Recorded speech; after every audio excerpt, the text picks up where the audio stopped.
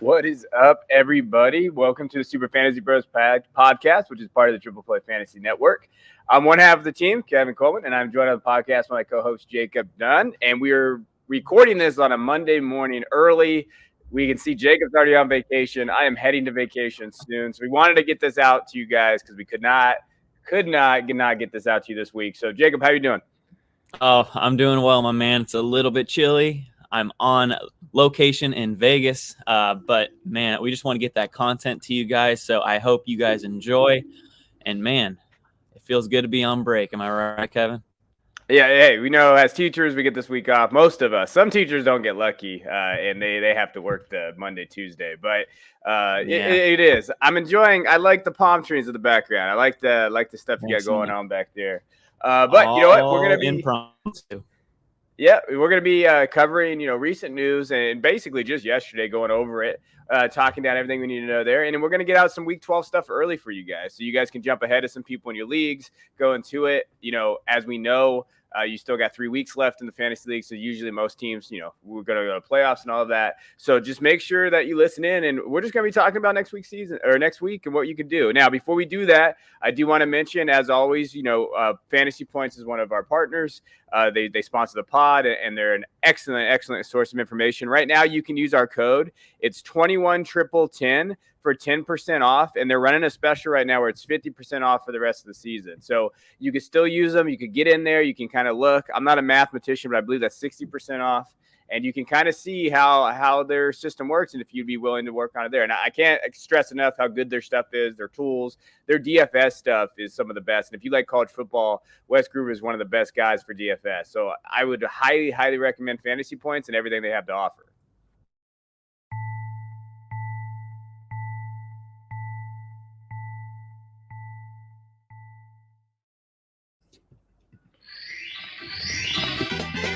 Here we go. All right, love that sound. Let's get into this, baby. I'll be playing some Mario a little later on my week off. But let's go. Let's talk about some players yesterday that disappointed us or that stood out to us. I stole one just because I wanted to talk about him, and that's our boy Jonathan Taylor. And all I put on the show sheet for everybody out there, I just put holy shit. And he performed. I mean, I don't know what else you could say about this kid. He absolutely dominated yesterday. 4 touchdowns rushing and a touchdown receiving, 185 yards rushing, 53.4 PPR fantasy points. And I believe Ryan McDowell from DLF, great guy, great follow there. He talked about that. He's in the top 10 for ever running back performances. I think he's in the top 5. He's pretty close there. Yeah. He was phenomenal yesterday. And I do know that there's some teams out there that started and that lost, and I feel bad for you. I did too. I had him in SFB and I lost, but I will say, he's a dynasty running back 1, and he had a great performance. You got to love to see it, and it's just one of those things. I think he should win MVP. If we're just going to talk about NFL, I think he's on his way to win the MVP of the league. I love that take. I mean, rushed 32 times for 185 yards and 4 touchdowns. Like you said, that has to be an historic running back fantasy day. I had to face him in 2 leagues. I had him in 1 league, so I was loving it in 1 league. But I was on the road from Denver to Vegas, and I opened up my app to my big money league, and I saw I was facing Jonathan Taylor, who had over 50 fantasy points. I'm like, I have no shot this week. This is ridiculous. And yeah, I had no shot this week, man. The dude went off against a good Buffalo Bills defense. I mean, a great Buffalo Bills defense. This is incredible day. It was awesome to see. So my player who stood out to me is Cam Newton. I touted him as my favorite streamer last week, and he delivered. All right. So he went 21 of 37 with a couple rushing scores, but he had almost 50 rushing yards and a rushing touchdown. And that's why we love Cam Newton. All right, we love his floor, his rushing ability, and the Panthers are going to let him run every single game. So welcome back, Cam Newton, to being an every week quarterback 1. Hey, we talked about Cam. I tweeted him out. I said, hey, he has that rushing upside, and we saw that. And you know what? I think as a dynasty perspective too, he might be a dynasty asset again. I think when Yeah. you're looking at, he might come back. What are the Panthers going to do? They're going to bring him back. They should. And so if they do Right. bring him back, now we're talking about, hey, now he has value again, right? And I think that you shouldn't sell him for less than a first in a super flex league right now because that's his value. That's where it's at. And I think that's incredible value there, what he did with the Panthers and what he has. And if let's say they do go on a streak here, they could bring him back. And now we're looking at, it's kind of like that saying, absence makes the heart grow fonder, right? They separated. They realized, hey, we might need each other. They come back and they have it. And I believe that Cam looked great yesterday. So that's good for Cam. And I think that if they can go on some wins here, though, I think they might be able to bring him back and have it. So, no, I think that's a good call there. Now, my other guy is a sad face is Dak Prescott yesterday. He had a bad game. And when you look at what he did yesterday, obviously people are going to look at that. And he did. I mean, he was quarterback 26 yesterday. He had 4.64 fantasy points, which that hurt, especially on my teams. I have actually Russell Wilson and Dak in a lot of super flex leagues. Yesterday was not fun for me. That's a great stack, but not yesterday. Not yesterday. And a lot of CD Dak stacks. And that did not work out for me yesterday either. Right. What I would say is this is, Mahomes didn't do very much better. QB 24 when you're looking at what he did as well. Like a lot of quarterbacks did really bad yesterday. When Trevor Siemian is quarterback 4, that's a thing. But think about Dak. He lost CD, he lost Cooper. Obviously, he lost his weapons around him. They didn't really get a flow. Their offensive line has been a little banged up, especially losing Smith on the outside or in that tackle spot. I think that he'll be fine. It will be concerning going forward. Thursday is going to be an interesting game, and I want to talk to you about. I might as well talk to you about that now. Yeah. What is your strategy with Thursday night with the Thanksgiving games? There's 6 games, so we're going to have to roll here. But you do redraft a lot. Are you risking Dak? I 100% am risking Dak. I am starting him with confidence just because he's at home. All right, Dak sometimes struggles on the road. Who doesn't? But at home, the Dallas Cowboys are a whole different animal. So I'm starting him with confidence in what's going to be a bounce back game. I guarantee it. Okay. All right. Yeah. And I think Gallup too. I think Gallup on Thursday is a good play. I like that idea of grabbing Gallup. Yeah. I mean, CeeDee Lamb's in concussion protocol and Amari Cooper, it might still be in the COVID protocol. So it could be Gallup as the wide receiver 1. It is, and I just saw a thing on Sleeper this morning that they think CD's out this Thursday. So if that's the case, then you got to fire it up and you got to hope Dak's ready to go. So who's your guy? Yeah, so I'm going to go on the other side of the ball there with Patrick Mahomes. I mean, he had a breakout game last week. We're like, oh, he's back. And then all of a sudden, like you said, he finished as quarterback 24, finishing, only completing 23 of 37 passes for 260 yards and a pick. No scores. I mean, he didn't do much on the ground either. Quarterback 24 in what should have been a complete shootout in Kansas City, the Chiefs versus the Cowboys. This was such a dud of a game. It was ridiculous. Dak Prescott and Patrick Mahomes. You guys did not have yourself a day. No, you hate to see it. They did not. It was bad. It was a bad game all around. It was weird. Like, when you look at the top guys there, I think a guy that we do have to mention, hey, Justin Herbert was QB1. So, that's fun to see. Jalen Hurts, I think he's been QB1 in 10 games this year. And just on the outside of the 11th one. Yeah. You got to give him a shout out. I mean, he's doing enough now. Right? That was the biggest concern. It was like, was he going to do enough there? So I think Jalen Hurts has kind of solidified himself. He was a buy like 4 weeks ago. If you had the cojones to go buy him, I don't know if you had the cojones to go get him, but you could have. Now don't do it. It's too expensive. But I mean, this is just like a blast in the past here. Listen to this top 10. So you have Justin Herbert, Aaron Rodgers was QB2, Jalen Hurts, yes, Trevor Siemian, 4, Cam Newton was QB4, he tied, Kirk Cousins, Taylor Heineke was QB7, Colt McCoy, Texas native Colt McCoy, what a bounce back game. 8, Ben Roethlisberger QB8, Tyrod Taylor QB10, and Tua QB11, and Josh Allen. And Joe Flacco is QB13. What is happening? QB14, Andy Dalton. Wow, high-end quarterback too. And look at these guys out here. It's just like I'm watching. It's like, hey, it's like I'm watching these guys and I'm looking back in the day. Yeah. So again, really weird quarterback weeks when Tyler Huntley is QB17 and Dak and Patrick are underneath that. That's a problem. Let's go to Yeah. some waiver wire ads because I think, hey, we're ahead of the game here for you guys, especially being on a Monday, and we're going to release this pod on a Monday. So who are you looking at? Give me a waiver wire ad that you're watching right now that you can kind of add to, because we're getting dry here. It's getting a little dry out here. Super dry, but I'm going with Adam Troutman.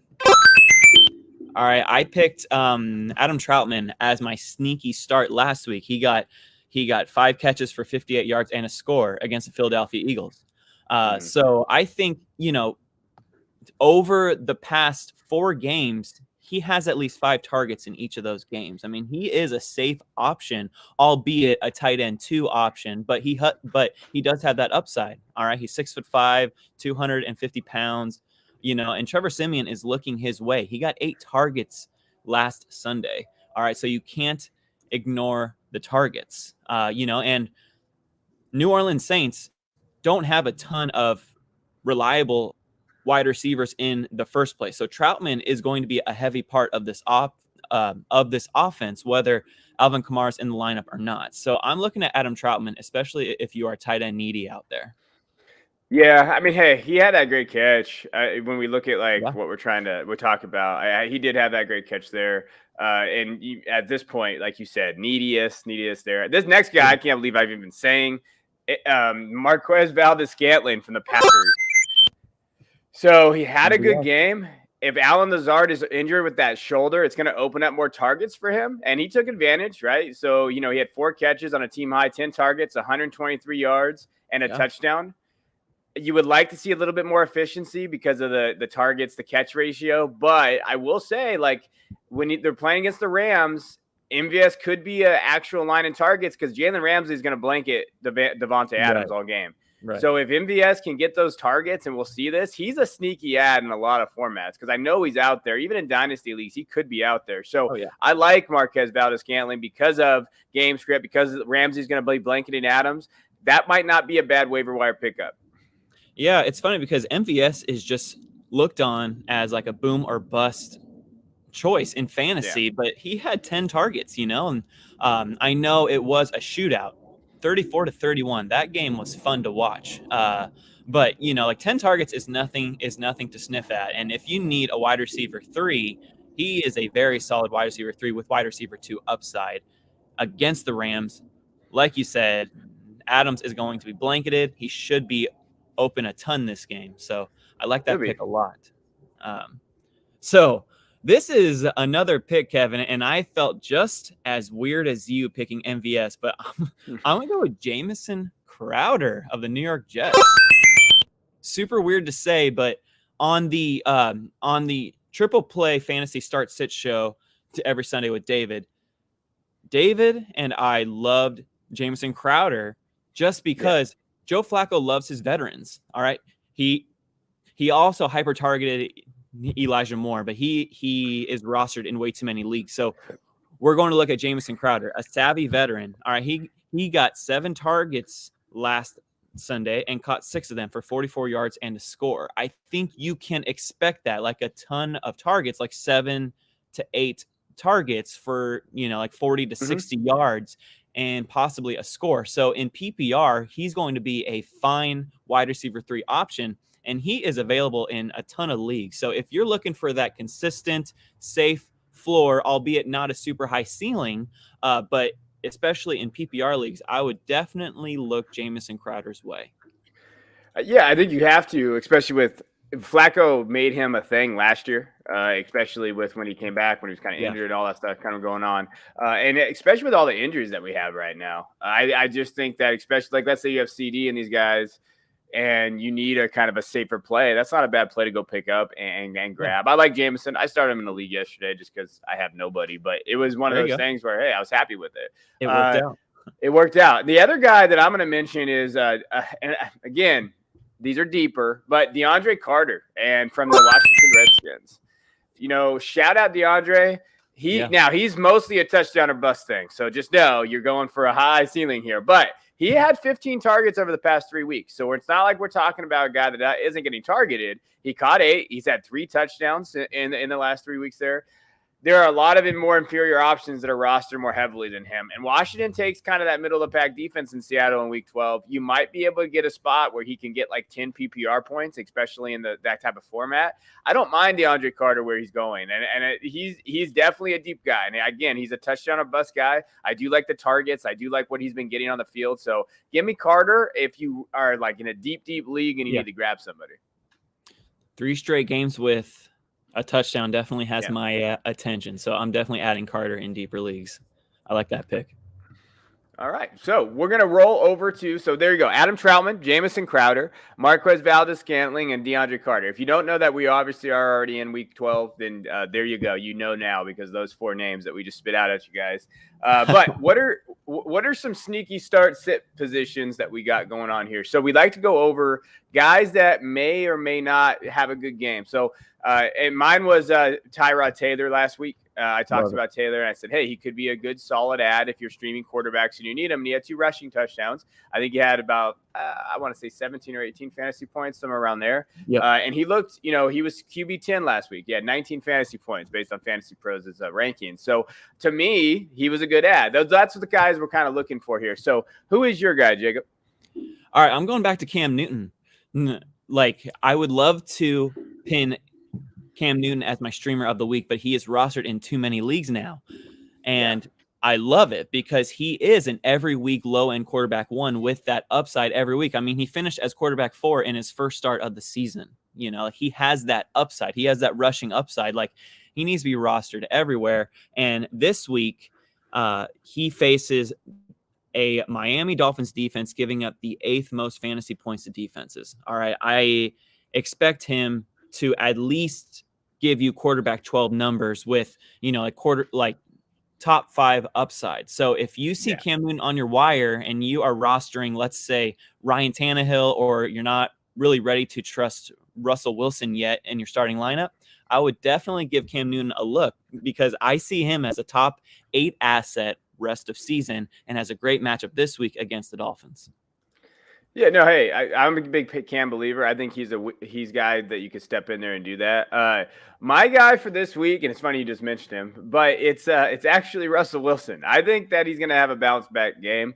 The only reason why I use these sneaky start sit for him is because I don't think a lot of guys are going to start him. I think that they're going to pivot away just because I think that Arizona was a bad game.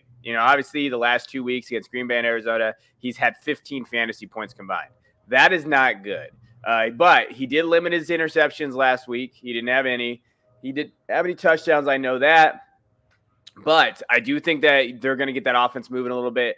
Running at a certain point, I think this is Pete Carroll's last year at Seattle. I think they're going to have to blow this up anyway. But at a certain point, Alex Collins cannot be your main guy that you're trying to hand the ball off to. Like at a certain point, and I hate saying this because it makes me cringe, but you got to let Russ cook. Like, you got to throw it.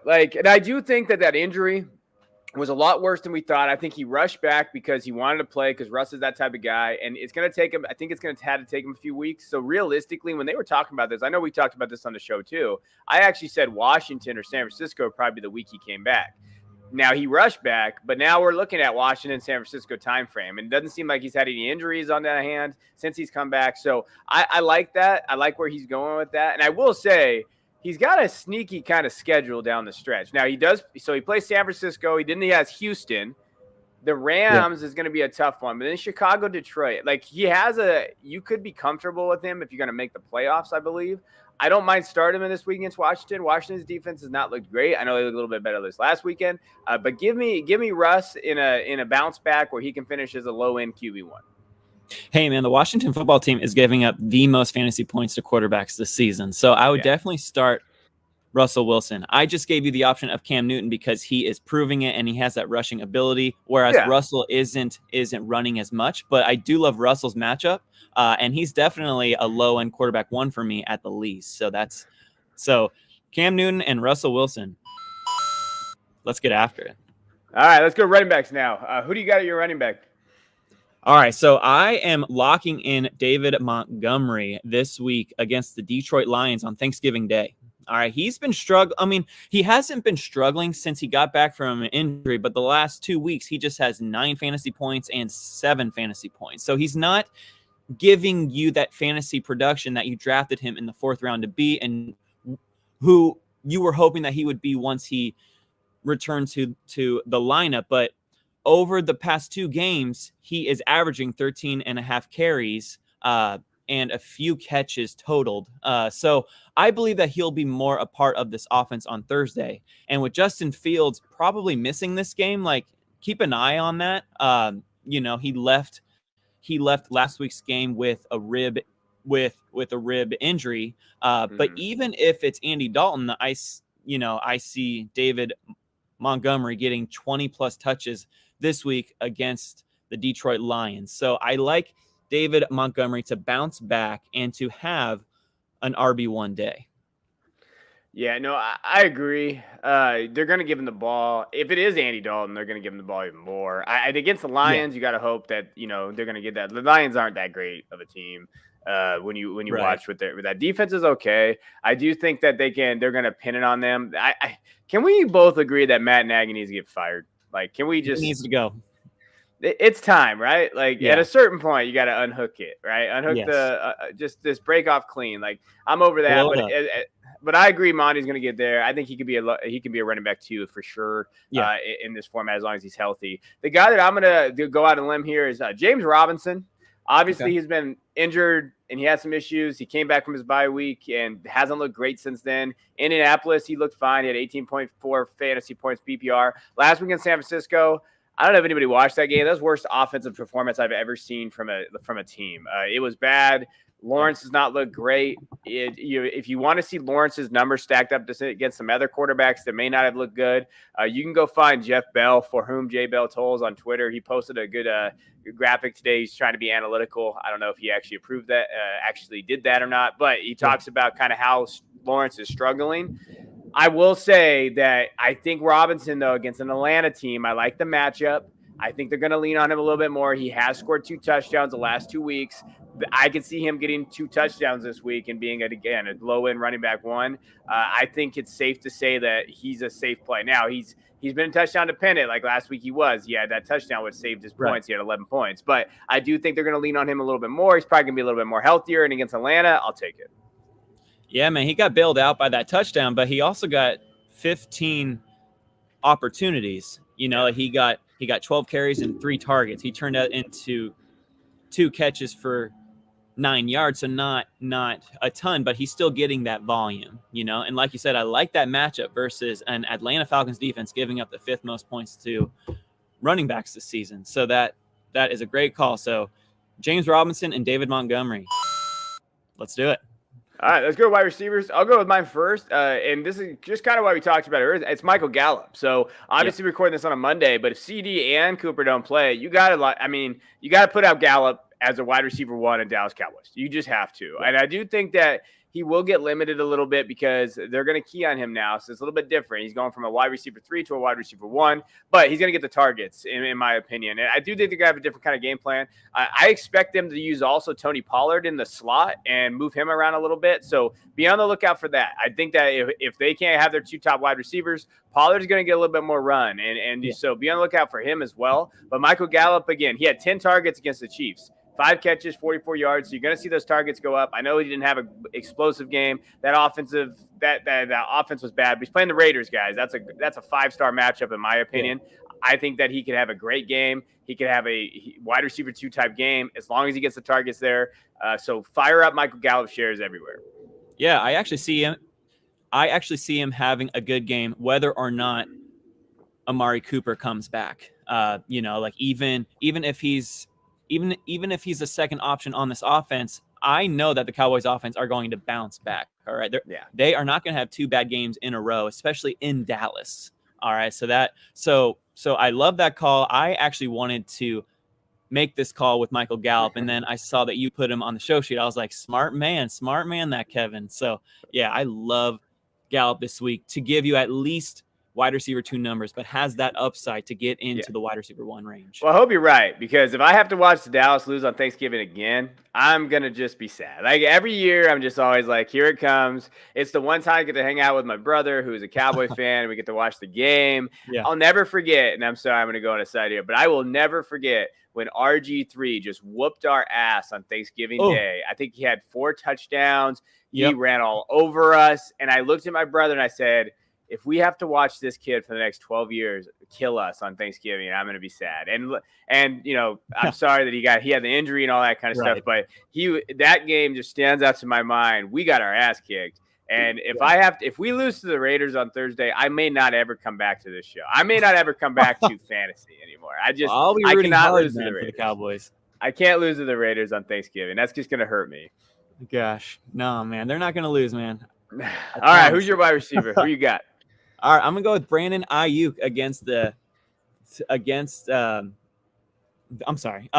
Brandon Ayuk against the Minnesota Vikings. All right, Brandon Ayuk is back, guys. He caught 7 passes last Sunday for 85 yards and a score on 7 targets against the Jacksonville Jaguars. All right, he looks great. He is officially back into the offensive game plan, which is great to see. And now he's facing the Minnesota Vikings, who are giving up a ton of points to wideouts. So I would start Brandon Ayuk with confidence. All right, he is improving by the week. I guarantee you, he is probably rostered in your league. But if he somehow isn't, for some reason, pick him up ASAP and slot him into your wide receiver 2 spot.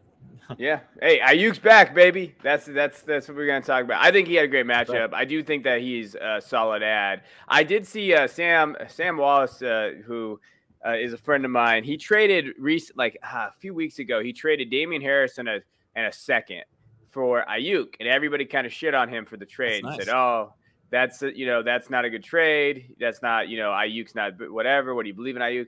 But that just goes to show you just how you have to be kind of proactive on this. If you believe in Ayuk as a receiver, like I have, I've always believed in him. I have him in my rosters.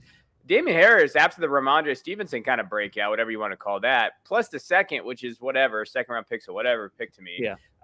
You know what? That's how you capitalize on value. And now you have Ayuk now that he's already overvalued of that trade now. Like based on this one game, he already has more value than Harris and that second round pick. That's how you capitalize. And that's why Sam's one of the best.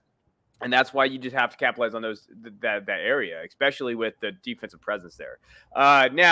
When we look at tight ends, let's go to tight ends. This is a tough position to kind of wrap our mind around. I'm going to go with a guy that I've never picked before, and it's Mike Gesicki from the Miami Dolphins. Tua likes him. He goes his way a lot, especially in the second half of games. He did see 6 targets and he caught 5 balls, so he was extremely, extremely efficient. 50 yards receiving. Didn't score a touchdown, though, which you like to see. But he did have 10 PPR points, which isn't amazing, but it's something. He was just on the outside of a tight end 1. He was tight end 14. But against Carolina, he has a great matchup for tight ends. I think I have him projected right now as 15 fantasy points. I think you start him and you just enjoy those targets that he's gotten. He's very consistent on his targets. He has 76 already. The last you see since week 6, he's had 9, 8, 4, 8, 7, 6. So he's going to be in that range. He's averaging about 7.5 targets the last 5 games. I like that for my tight end position. I like that too. And as long as Tua is healthy, Gesicki's going to get peppered with targets. Yeah. So he is back to being a top 10 option at the very least. So I'm going to go with Noah Fant. All right. The Broncos got a much needed bye week, they're getting healthier.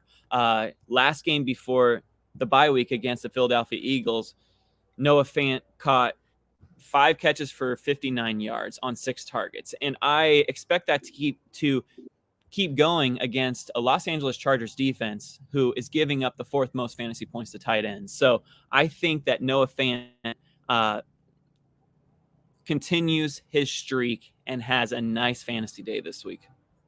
Yeah, no, I like that. I think I'm a big Fant guy. I've always have been. I think this could be I actually think this kind of can be a mini shootout, to be honest. I think they're going to put up a lot of points in this game. I don't know what the over-under is going to be at because it's Monday, but I'm assuming it's going to be around 50-ish probably. So I could see them kind of getting over that. I like that. I like Noah Fant call there. We're going to go to defenses, and you picked mine, actually. I actually did have one this week for y'all, but I agree with your pick. So who do you got? Who do you got going on here?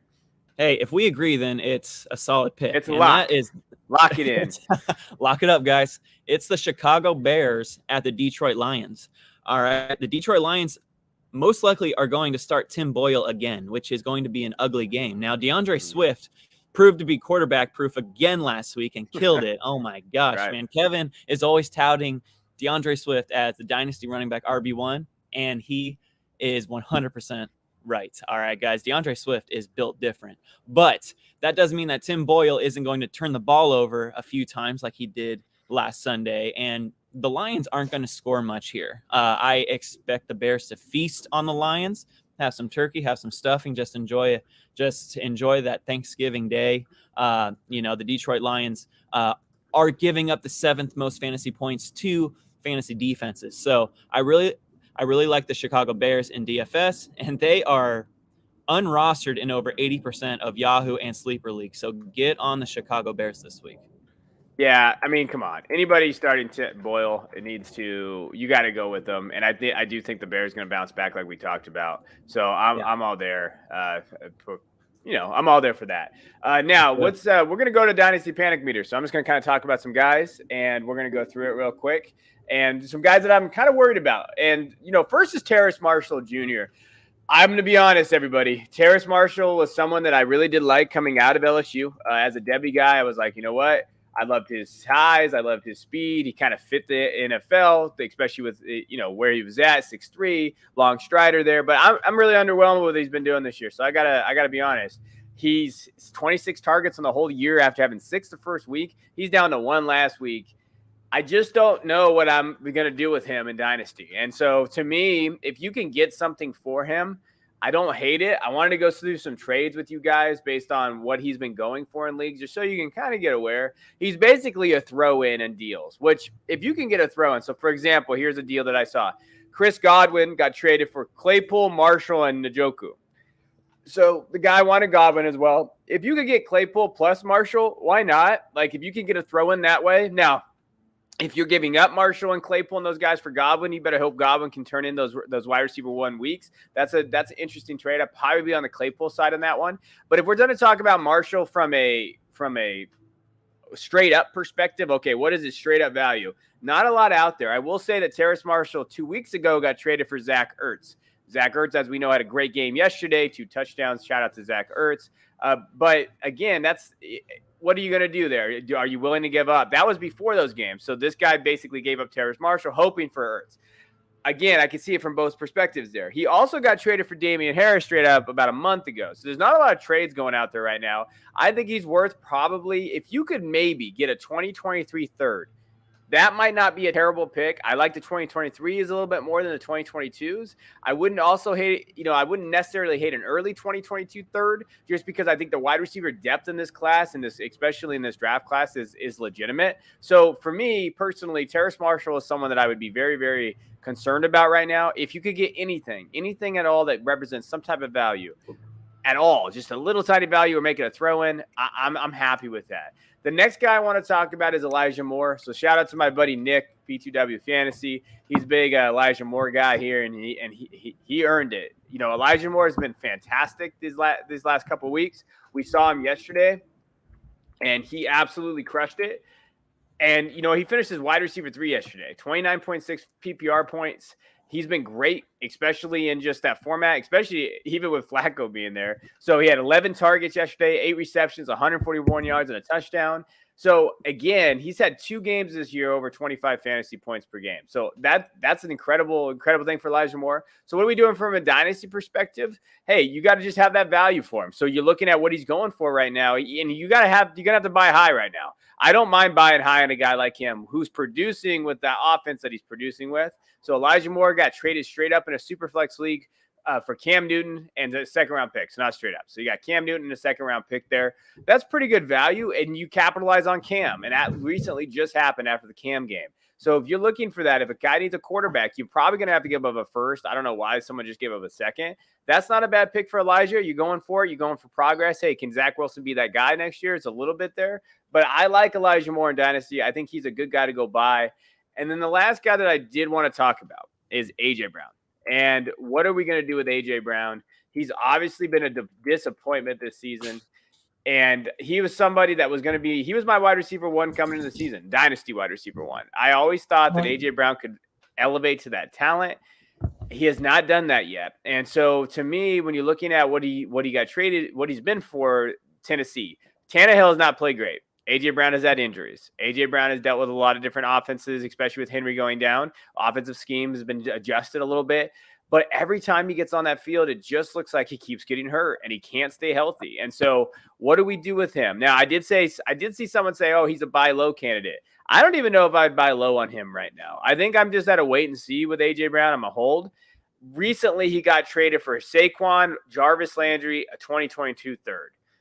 If you can go get Saquon and you feel like he's healthy, I don't mind making that deal for a running back like that. I still think I hold him, and he's done that. He's been in a lot of basically you're going to have to give up 2 first recently. I don't know if that price has dipped. It probably is now at first with something, but A.J. Brown is probably one of those guys that is the most head-scratching prospect that I've had to cover because I don't know what to do with him. I'm going to be honest with you, Jacob. I have no idea what to do with A.J. Brown as a dynasty perspective, just because I think you have to hold him because his value is so low, but his inability to stay on the field and he's getting hurt all the time definitely raises some eyebrows.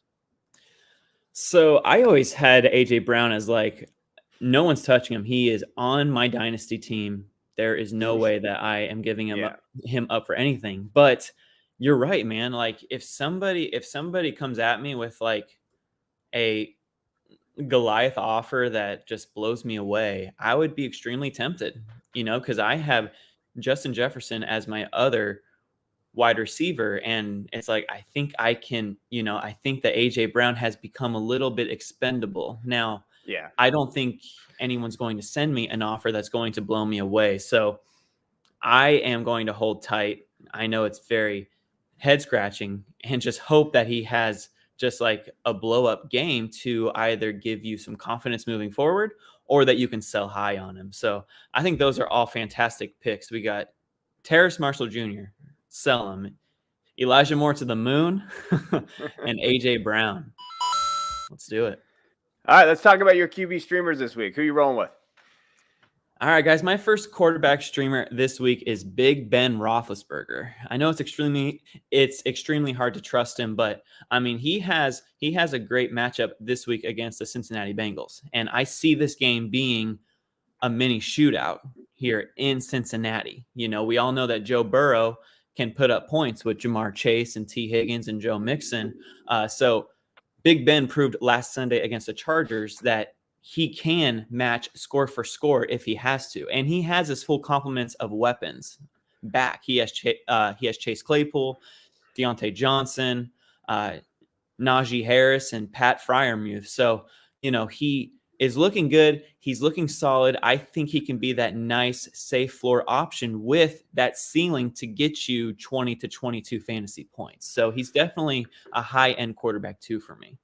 And my other quarterback is going to make you happy, Kevin, because you called him last week, and I'm going to call him this week, and that's Tyrod Taylor. All right, he has a fantastic matchup against the New York Jets. The New York Jets have just been Swiss cheese, just giving fantasy points galore to opposing quarterbacks. Over the past 8 games, I just researched this. Over the past 8 games, they have allowed on average about 22 fantasy points to the quarterback position. And, the lowest point total being 18.5. So, Tyrod Taylor, he had a great game last week where he scored 19 fantasy points. Kevin called it. And this week he has another good matchup. He's getting his feet wet. He has confidence, and he has Brandon Cooks. He has some good weapons, and he's been running. So I really like his matchup against the Jets. So if Big Ben isn't available, I would go Tyrod Taylor. Those are my top 2 quarterback streamers this week. Hey, I like that. Tyrod. You're welcome. I full disclosure about Tyrod. I'm in a league with Nick and all those guys in the 101 group, and we were and I'm a contender, but my 2 quarterbacks have been Mac Jones and Zach Wilson all year. And then I've just been kind of placing guys, whether I'm 7-3 or 8-2 in that league. I traded a second for Tyrod Taylor before Sunday's game. And I'm all in on Tyrod to finish out the season. We needed that win, though, because I didn't want Davis Mills to be starting the rest of the year. I think they're going to roll with Tyrod. And I basically just said, you know what, I'm going to go with Tyrod as my QB2 and hope that I have a pretty solid roster around those guys that I can win without a high-end super flex league. And if Tyrod can be that guy, a top 14 guy for me heading into the stretch, I'll take it. And that's just kind of how I looked at that trade. Love it. I love that trade for you, man. And You yeah, got to go man. for it. Yeah, Got to make absolutely, money. man. Go for You it. got to go for it. And, a second is whatever. I don't care about a second. All right, let's go to Yeah. our locks of the week, and then we'll end up here. So my lock, first of all, Deebo Samuel and what he's been able to do this year, especially, you know what, he should have dual running back and wide receiver eligibility. I truly believe that with how they're using him. He had 8 carries and 79 yards and a touchdown. He essentially was the running back because they, Wilson was not the guy. Elijah Mitchell was out. Trey Sermon, I think, is dead. So you have Deebo, and you're going to have those guys. I love him as my lock for next week. He's placed in the Minnesota team that just gave up 467 total yards. And we talked about Scantling, and we talked about what he gave up there. I think that they could have a great game. Minnesota gave up 31 points. You saw what they had. They've also gave up a ton of points the previous week too. So, and especially with their passing attack, I do think that his ability to have that dual threat, especially on the rushing attack. If Elijah Mitchell's not back, I know he had surgery. I think they're going to use him in a lot of different ways. So give me him against the Vikings defense, and they're going to put up a ton of points. Deebo Samuel. I love that pick. All right. So for my pick, I'm going to go with Stephon Diggs at the New Orleans Saints. All right. He plays on Thursday night, Thanksgiving night, and I expect Diggs to eat that turkey. All right. He's been extremely consistent all season. He had that blow up game last week against the New York Jets where he just went off for, 30 fantasy points in PPR leagues. He followed that up with like a subpar performance against the Colts with just 4 catches for 23 yards, but he also had 2 scores. So he still had an amazing fantasy day. So I see his targets and catches going up this week. I think that he wants to perform in prime time. Josh Allen wants to perform in prime time. I see the Bills just laying it on the New Orleans Saints in New Orleans after they just got beat up by the Colts. So I definitely like Diggs, and I love Allen this week, but I'm going to go with Stephon Diggs as my lock of the week. No, hey, Stephon's been one of those guys that's come out of it. I think that they're going to have to pass the ball a little bit more. They have no rushing attack, so you're going to see that. And, Diggs is that guy. Hopefully he eats that turkey. All right, so let's talk about before we get out of here, the most important question our listeners want to know is, how do you cook your turkey, Jacob? And are you going to have it? Where are you going to be at for Thanksgiving? How do I cook my turkey? Straight up in the oven, my man. I knew it. You're so vanilla. This guy, I don't even know why I hang out with this guy. Vanilla in the oven. Hey, man, have you seen those videos of like the turkey catching on fire when I know that people are being straight up idiots when they do it, but I'm just like, give me an oven. I'll base it. I'll stuff it. I'll put it in the oven. It's safe. I'm a safe guy. I take chances in fantasy every now and then, but with my turkey, I am just a straight up oven dude. How about you, Kevin? We deep fry our turkey. So me and my brother, we do it every year. We do it outside. We're not stupid. We know how to do it. So do not deep fry it in like the garage. I've seen those things, but we deep fry it. But we also, I think this year we're going to smoke our turkey this year. So we're going to do 2. I love smoked turkey. We're gonna deep fry it. We're gonna smoke it, and then just enjoy the game. And that's what we want you guys to do. We want to make sure we get this out to you guys this week. Vacation can be tough. There's nothing better than hanging out with family and watching football all week and all Thursday. My wife loves it, trust me. And then the great college football games on. So as a Michigan fan, big game this week against Ohio State. But anything else, Jacob? I just want to say happy Thanksgiving, guys. I hope you guys get to spend time with your family and friends. And if not, I hope you still have an amazing time. Eat that turkey, eat that stuffing, whatever you like, that sweet potato. Let's get after it this Thanksgiving, and good luck this week. All right, guys. We'll take you guys later. We'll see you guys next week.